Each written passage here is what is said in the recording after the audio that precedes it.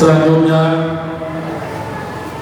tibalah saatnya acara yang kita tunggu-tunggu, yaitu ceramah Maulid Nabi besar Muhammad SAW sekaligus doa yang akan disampaikan oleh Al-Mukarram Ustaz Umar Ismail SHG. Saya selaku protokol mengundurkan diri dari acara ini. Terima kasih atas perhatiannya. Mohon maaf atas segala kekurangan dan khilafan. Akhirul kalam, fusikum min nafsi bitaqwallah. Wassalamualaikum warahmatullahi wabarakatuh.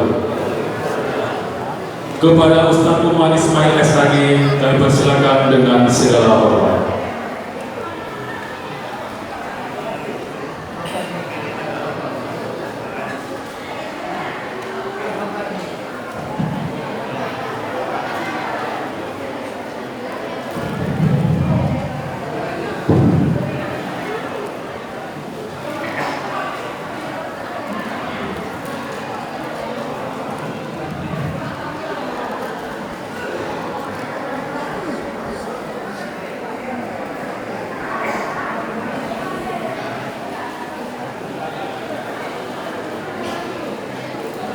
Bismillahirrahmanirrahim.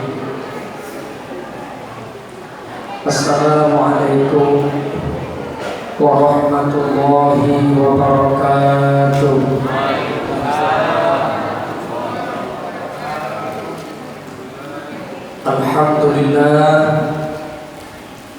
Alhamdulillahilladzi ja'ala al-Islam tariqan sawiyyan ووعد للمتمسكين به وينهون الفساد مكانا عليا.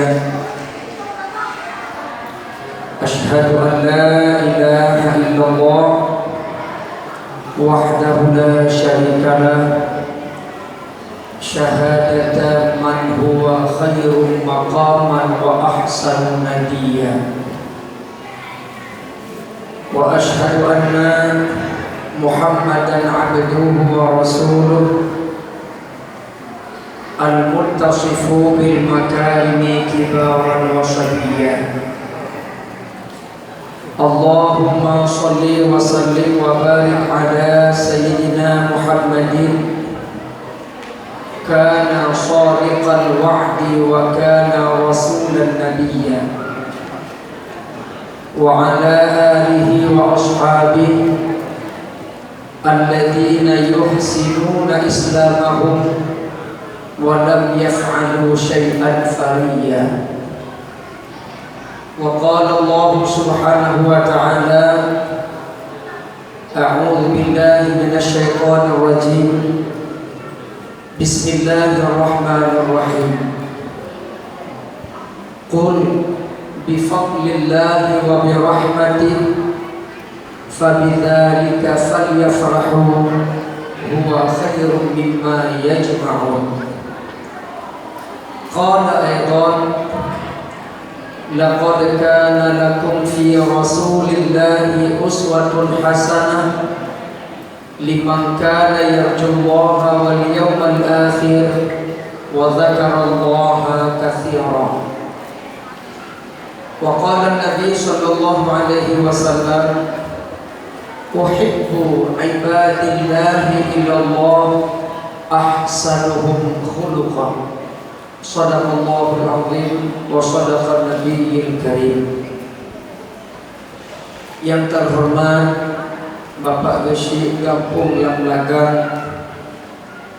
yang terhormat Ketua TPG Gampung Lamlagang, yang mulia Imam Masjid As-Sadaqah Gampung Lamlagang, yang mulia Imam Gampung Lamlagang,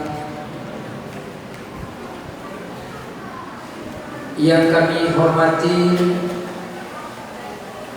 Imam Musholla Al-Muhajirin beserta pengurus Musholla,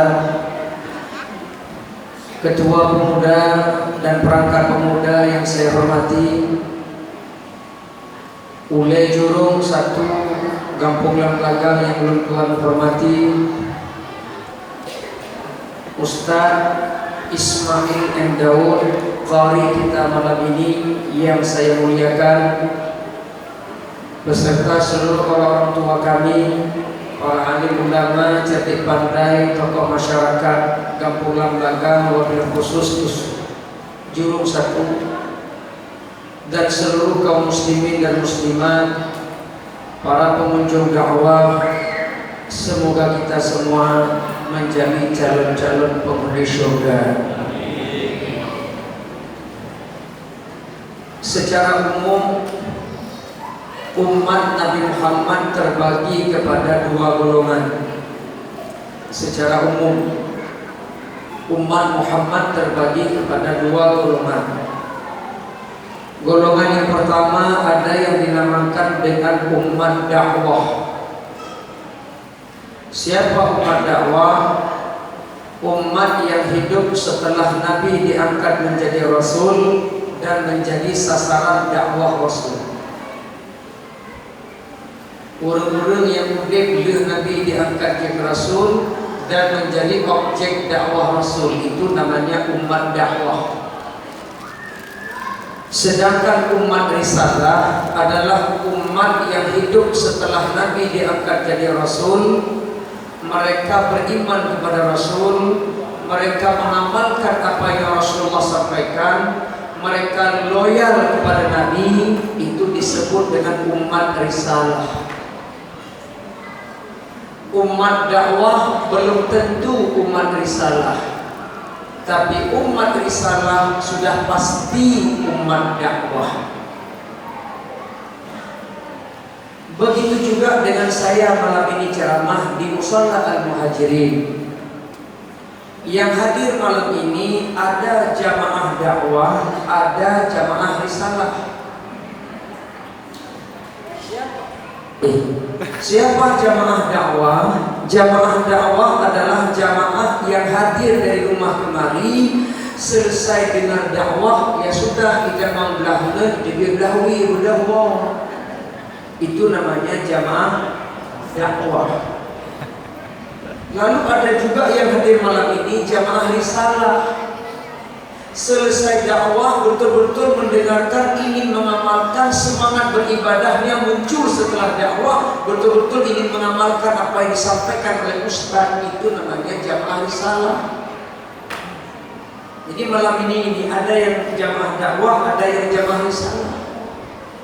Jadi siapa ustaz jamaah dakwah negara itu yang ada dengar-dengarnya bergaru-garu, dia kau. Mesti yang lu, kan? Karena dengar kan, itu jamaah dakwah. Kalau sampai ke dengar dia bergaru sama dah, bergarunya jamaah dakwah. Jadi yang betul-betul jamaah adalah jamaah risalah, betul-betul mendengarkan dan mengamalkan apa yang disampaikan sejauh kemampuan kita. Saya bertanya, ini yang hadir malam ini jamaah dakwah apa jamaah risalah?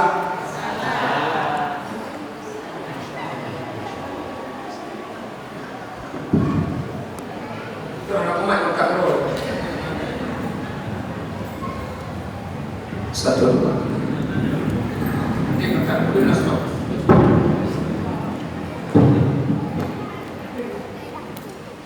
Puji serta syukur kehadirat Allah Subhanahu wa taala. Malam ini Bapak dan Ibu yang berbahagia bisa berada di Musalla Al-Muhajirin adalah atas kasih sayang Allah Subhanahu wa taala. Rasulullah menjanjikan orang yang hadir dalam majelis seperti ini, janji Rasul, qumu maghfuran lakum. Berdirilah kalian, makna berdirilah kalian, pulanglah kalian dalam keadaan dosa telah terampuni. Jadi orang yang hadir dalam majelis ilmu, majelis pengajian seperti ini, apakah di Maulid maupun setiap minggu kita ada pengajian, kita hadir. Setiap kita hadir, kata Nabi, qumu maghfuran lakum. Berdirilah kalian, pulanglah kalian dalam keadaan dosa telah diampuni oleh Allah Subhanahu wa taala. Jadi pulang dari sini kita sudah bersih, diampunkan dosa-dosa kecil. Dosa besar taubatan nasuha. Apa dosa kecil? Dalam seminggu kadang-kadang kita ngumpat orang lain. Dalam seminggu kita berburuk sangka kepada orang lain. Dalam seminggu ada iri hati, ada dengki. Nah, maka hadir dalam majelis taklim ini Allah ampuni dosa-dosa kita. Ada sahabat bertanya, "Ya Rasulullah, urangnya hanya duduk dalam majelis tapi gelewati mentah ngintip saja. Siapa ceramahnya? Penceramah siapa? Ganteng apa enggak? Cuma sekedar lewat, ya ada mentah geluung. Apakah ya Rasulullah mereka juga dapat ampunan dosa?" Nah, jadi naun lewat mentah, dia mentah tuh na ganteng, na belagu, na lucu, jip kemenantu, kan? Dia lu mentah. Nabi dijawab, apa kata Rasulullah? Humul qawmu la yashqa bihim jalisuhum. Mereka juga kaum yang tidak akan celaka berada di majelis seperti ini. Padahal hanya kan ya lu mentang lewat sebentar, itu pun juga mendapatkan percikan daripada keistimewaan majelis ini. Jadi hari malam ini kita hadir mendengarkan tausiah dengan penuh kesabaran. InsyaAllah Allah ampunkan dosa setelah kita kembali. Maghfuran lakum. Salawat beriring salam semoga tercurahkan keharibaan Nabi besar Muhammad sallallahu alaihi wasallam. Man shalla alayya wahidatan, barang siapa bersalawat kepadaku satu kali saja, sallallahu alaihi biha asyran. Barang siapa bersalawat kepada Nabi sekali saja, Allah akan membalas salawat kepada orang itu sebanyak 10 kali lipat. 3 selawat jituh ke mana? Makanya ini sambil dengan ceramah boleh dalam hati sambil bersalawat. Ibu-ibu sedang mengupas rajang cabai salawat, sedang menggosok salawat, sedang jemur kain salawat. Ini kadang-kadang lagi menggosok TikTok, dengan menggosok dengan TikTok. Salawat, setiap kita bersalawat Allah balas 10 kali. Dan salawat itu sebagai doa kita kepada Nabi Muhammad. Kirimkan sejahtera salam kepada Rasulullah ya Allah. Salawat itu sebagai pesan cinta kita kepada Nabi Muhammad sallallahu alaihi wasallam. Perbanyaklah olehmu membaca salawat, Allah akan membalas sebanyak-banyaknya kepada kita. Di dalam satu hadis yang diriwayatkan oleh hadis dari Abu Hurairah. Kalau Abu Hurairah yang meriwayatkan ini sahih. Di padang mahsyar nanti semua manusia dari Nabi Adam sampai terakhir manusia yang meninggal pada hari kiamat, mereka berkumpul di padang mahsyar meminta bantuan kepada nabi yang masing-masing. Semua nabi, semua umat mencari Nabi Adam. Mereka lapor, "Ya Adam, kamu manusia pertama Allah ciptakan, yang langsung Allah tiupkan ruh dalam jasadmu. Wahai Adam, kasihanilah kami ini. Wahai Adam, sayangi kami ini. Kami sudah tidak tahan lagi berdiri di padang mahsyar yang begitu panas. Matahari laksana sejekan, padang mahsyar terbuat dari tembaga. Adam, kami sudah tidak tahan lagi, tolong bantu kami. Engkaulah yang bisa mendoakan kepada Allah agar diakhiri padang mahsyar." Adam menjawab, "Wahai seluruh manusia, saya tidak bisa berdoa kepada Allah meminta tolong untuk kalian, karena saya pernah membuat Allah murka dengan mendekati buah khuldi, dengan membuka aurat saya.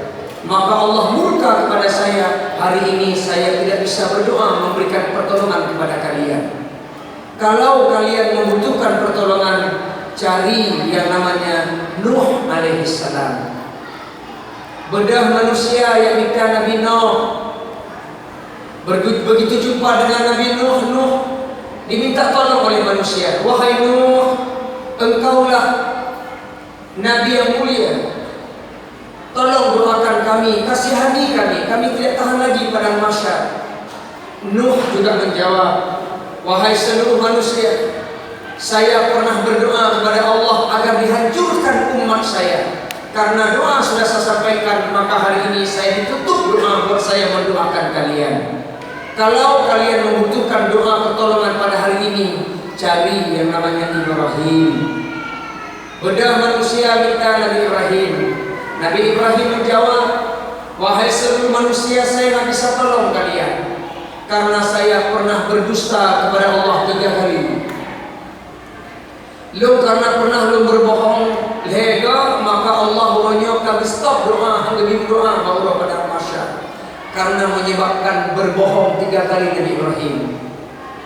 Bohong yang pertama ketika Agar ayahnya mengajak berpesta bersama berhala. Nabi Ibrahim membohongi orang tuanya, saya tak bisa ayah karena saya ada acara tersendiri. Rupanya Ibrahim menghancurkan berhala-berhala, membohongi ayahnya sendiri. Bohong yang kedua Nabi Ibrahim ketika ditanya oleh Raja Namrus, siapa yang hancurkan berhala? Nabi Ibrahim berbohong, yang hancurkan berhala besar bukan saya. Bohong yang ketiga Nabi Ibrahim ketika diculik oleh Raja Mesir. Ibrahim berkata kepada istrinya Sarah, wahai Sarah, kalau nanti Tuan Raja bertanya kepadamu siapa saya, katakanlah saya ini abangmu bukan suamimu, dan kamu adalah adik saya bukan istri saya. Kata Sarah, kenapa begitu Ibrahim? Kalau kamu jujur berkata saya suamimu, maka saya akan dibunuh oleh Tuan Raja karena hajirna dua buah mita. Maka lo ipo kah selamat. Tapi yang kepegah lo abang kah, lo haipo dianggap lo nya abang kah ada hubungan suami istri. Oh begitu, ya 3 kali berbohong menyebabkan tidak bisa berdoa di padang mahsyar. Maka ulun menduga berbohong. Oh duga. Karena selamat pada mahsyar itu Nabi Ibrahim. Kata Nabi Ibrahim, baik lu galake kerja gede pada Nabi Musa. Bedah manusia mencari Nabi Musa. Wahai Musa, hanya engkau yang bisa berdoa kepada Allah akhiri pada mahsyar. Nabi Musa menjawab, wahai manusia seluruhnya, saya tidak kuasa berdoa pada hari kiamat karena dulu saya pernah membunuh orang lain. Membunuh orang, saya cabut nyawa orang. Dulu saya pernah membuat mati orang, maka Allah tidak mengabulkan doa saya. Kira dari itu manusia dibunuh 1 orang padahal salah, maka Nabi Musa bunuh, terpaksa di akhirat tidak bisa berdoa. Kalau kalian butuh doa, cari Nabi Isa. Bedah manusia minta Nabi Isa. Wahai Isa, hanya engkau yang bisa berdoa kepada Allah. Nabi Isa tidak mengatakan kesalahannya, tapi Nabi Isa menyatakan cari namanya Muhammad, saya tidak bisa membantu kalian. Bedah Nabi Isa, bedah umat manusia mencari Nabi Muhammad. Nabi Muhammad berkata, manusia berkata, ya Rasulullah Muhammad, tolong kami pada mahsyar, kami tidak tahan lagi. Nabi Muhammad menjawab, ana laha, ana laha. Saya coba, saya coba.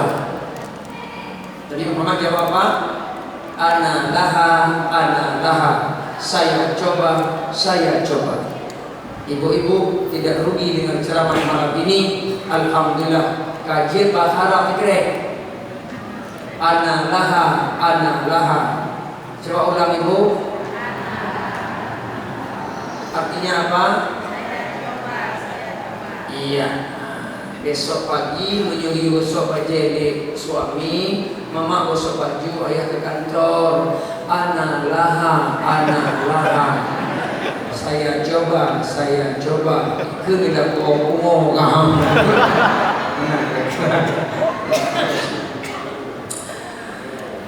Setelah Nabi menjawab ana laha,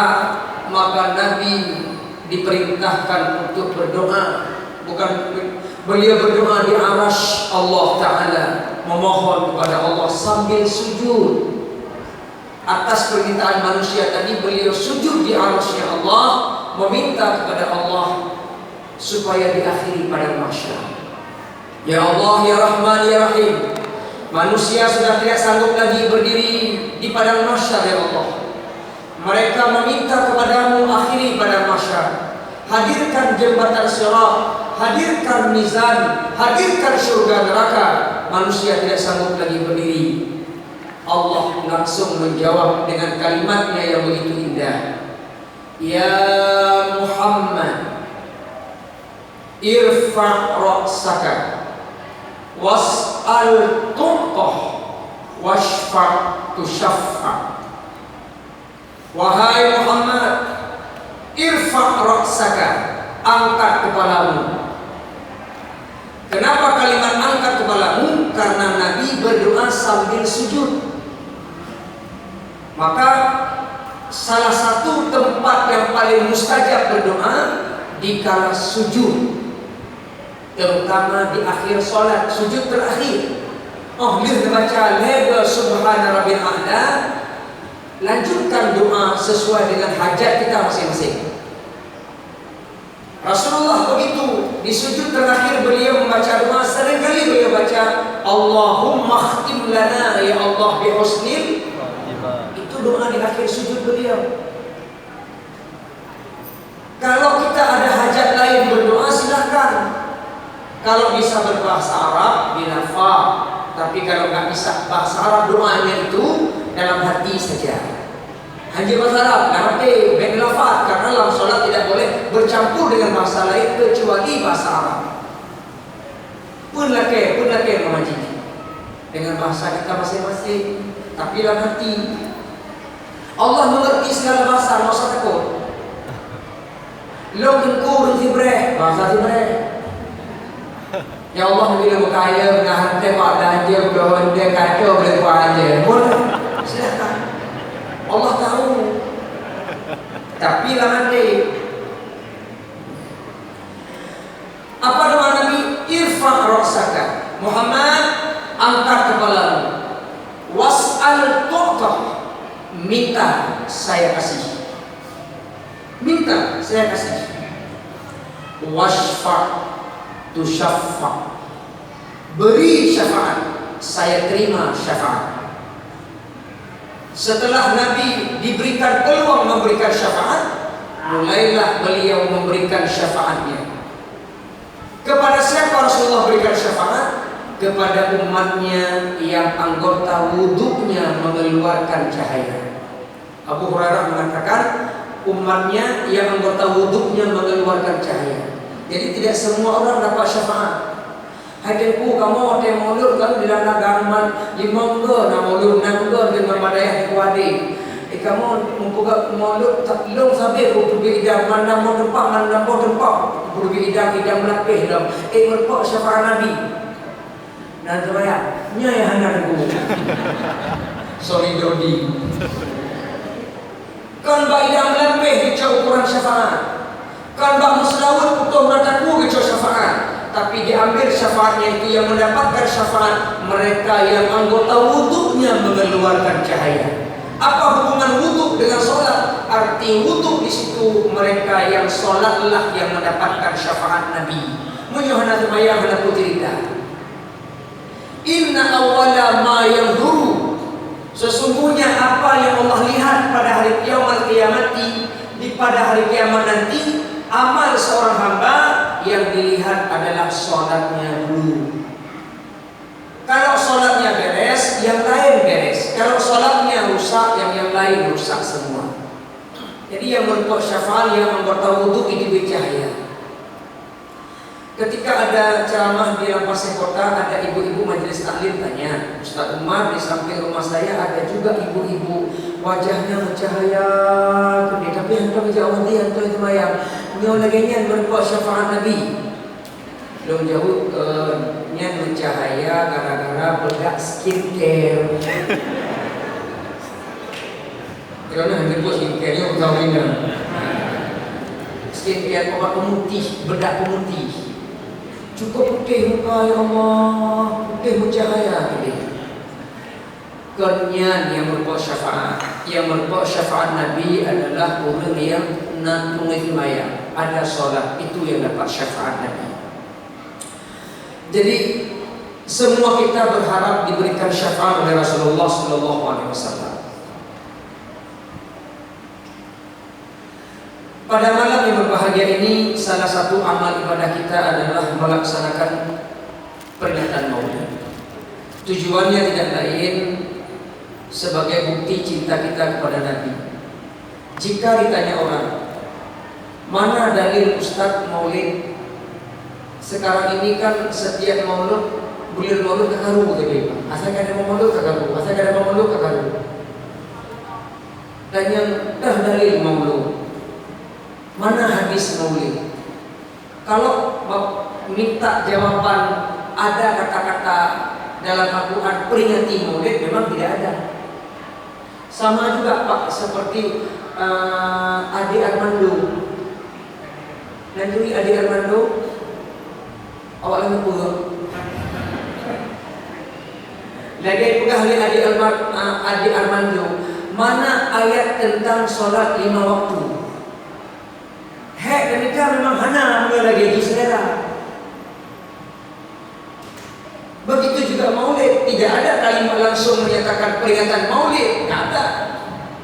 Tapi ada makna tersirat di situ. Ada dalilnya.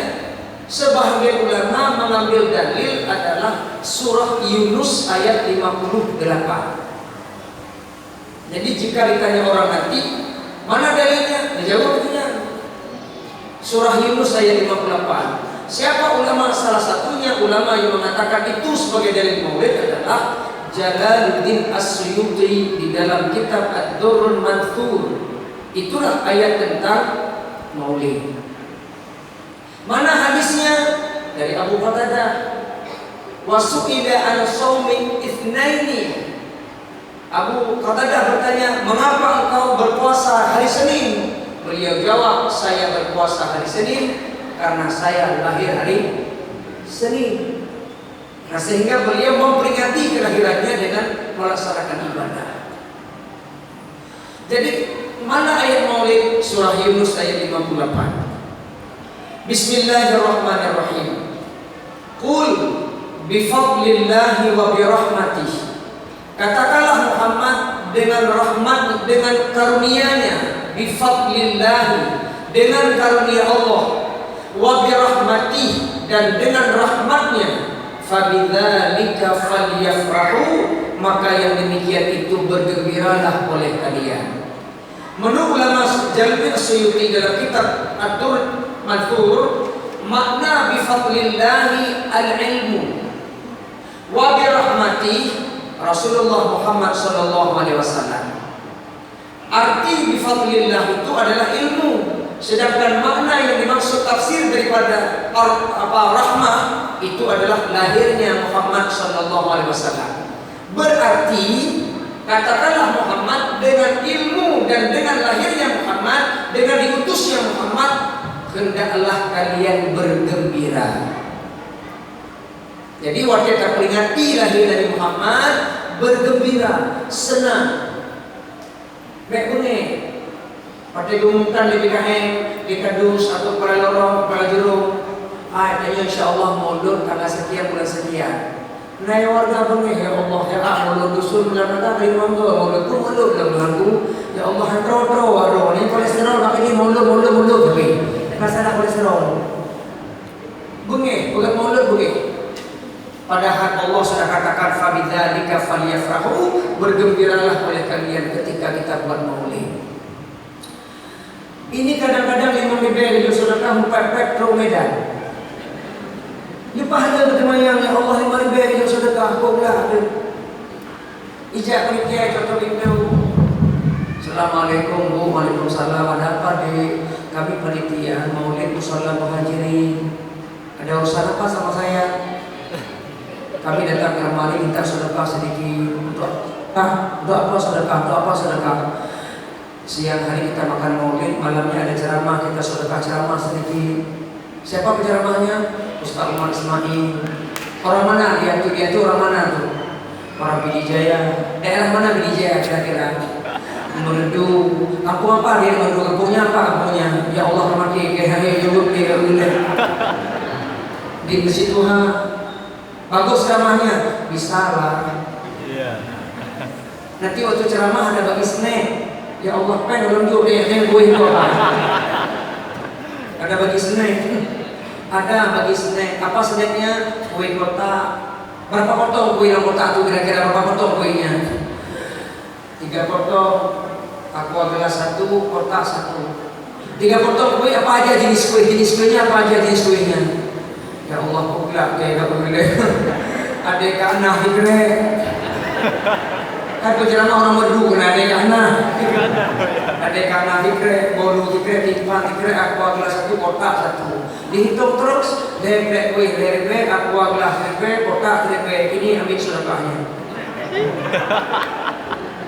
Kita yang lebih dia pernah cilik bapak, betul pun habangai.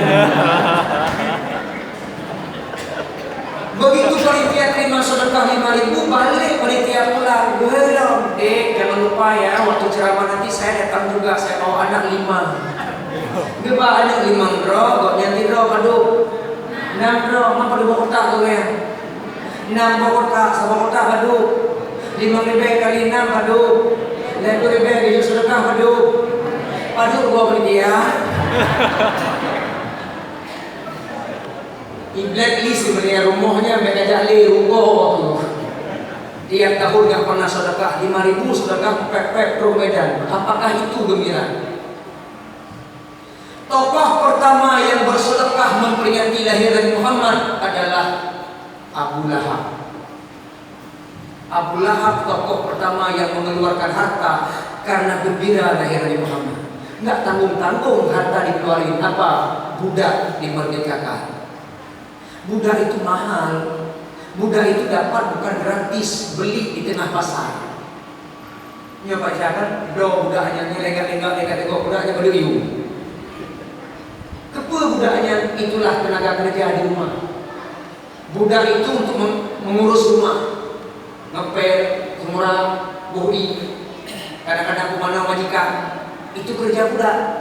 Dia rela bersedekah memerdekakan seorang budak, dia keluarkan hartanya Abu Lahab, padahal statusnya kafir.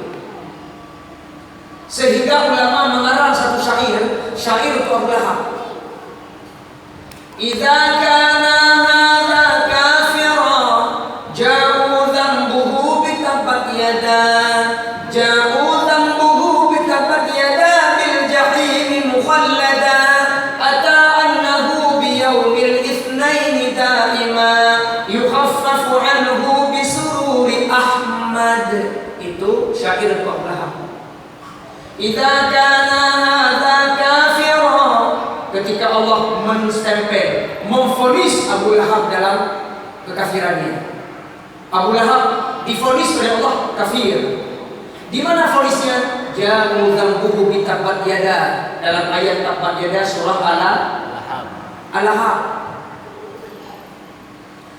Bil jahimi mukhallada, Abu Lahab di dalam neraka jahim selama-lamanya, mukhallada. Ata annahu biyaumil itsnaini daiman. Datang informasi Abu Lahab kekal selama, Abu Lahab selama-lamanya dalam neraka. Datang informasi setiap hari Senin Abu Lahab selama-lamanya, setiap hari Senin selama-lamanya dalam neraka. Yukhaffafu anhu, diringankan azab kepadanya, bisururi Ahmad, karena gembira lahir Nabi Muhammad. Karena gembira lahir Nabi Muhammad hari Senin itu dijadikan Allah ringan azab dalam neraka. Hari Senin gembira Abu Lahab. Saya mau tanya, warga Ulia Jerung 1 so lebih gembira Allah Senin atau Allah Minggu? Hah? Sok-sok orang Senin gembira apa deh? Begitu masuk hari Sabtu, rancang untuk hari Minggu. Hai tengah minggu kah aja. Long lome, ikah aja. Long riting, ikah aja. Long keribu. Mana long riting ribu.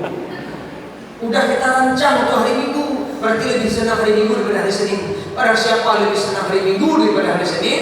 Lebih jelek daripada Abu Lahab. Diringankan azab oleh Allah karena hari Senin dia senang lahir Nabi Muhammad. Maka bergembiralah ketika memperingati kelahiran beliau. Pak Imam, saya mau tanya, kenapa malam ini di depan saya nak bungong-bungong lagi nyo, nalang pulang-pulang jalur genyo nak bungong, pakal lagi nyo nak bungong black-black? Apa maksudnya? Hah? Karena Nabi Muhammad gembira, mantap. Ya kamu tahu ya? Pakal lagi nyo, ini menunjukkan ekspresi senang kita, menunjukkan ekspresi bahagia gembira kita. Kelahiran Rasulullah kita gembira. Kenapa Allah mengatakan wa ma arsalnaka illa rahmatan lil alamin? Pertanyaan kenapa itu pada ujungnya. Mengapa Allah mengatakan wa ma arsalnaka illa rahmatan lil alamin? Kenapa lil alamin ujungnya? Padahal Allah bisa saja mengatakan begini. Wa ma arsalnaka illa rahmatan lil alamin. Kan bisa juga itu hak Allah. Kenapa lil alamin? Kenapa enggak lil al? Tidak kami utus Muhammad kecuali rahmat buat bumi, kan bisa saja itu. Tapi kenapa Allah mengatakan tidak kami utus Muhammad menjadi rahmat buat seluruh alam? Karena memang terbukti dalam sejarah lat batat kaya batai manusia, malaikat semua pada malam itu 12 Rabiul Awal hadir di sekitar rumah Aminah karena gembira akan lahir seorang sosok manusia yang sangat mulia. Bukan di bumi saja, malaikat di langit yang jaga pintu langit, yang jaga surga turun untuk menyambut kedatangan Nabi Muhammad. Maka lil alamin.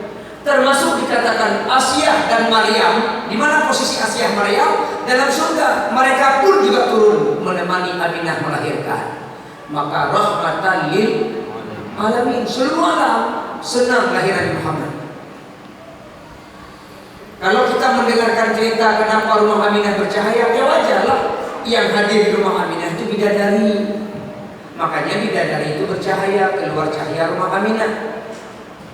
Jangankan bidadari kita perlu aja bidadari rasa berlumpur satu pihak tertentu. Jangankan bidadari, Siti Sarah. Ibu kenal Siti Sarah? Oh, ada Siti Sarah istri Nabi Ibrahim. Kenapa Nabi Yusuf ganteng? Nabi Yusuf ganteng itu dari berasal darah nenek moyangnya bernama Siti Sarah. Saya sudah katakan tadi ketika diculik oleh raja ketika berbohong Nabi Ibrahim.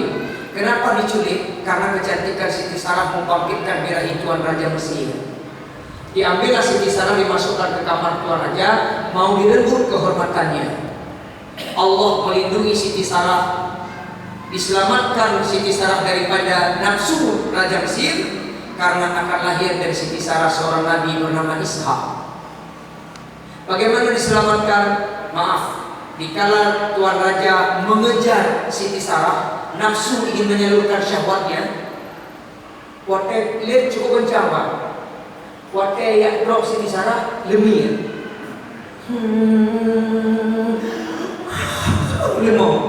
Lembek 3 kali berulang-ulang selama ada di Sarah. Balik kebangatan.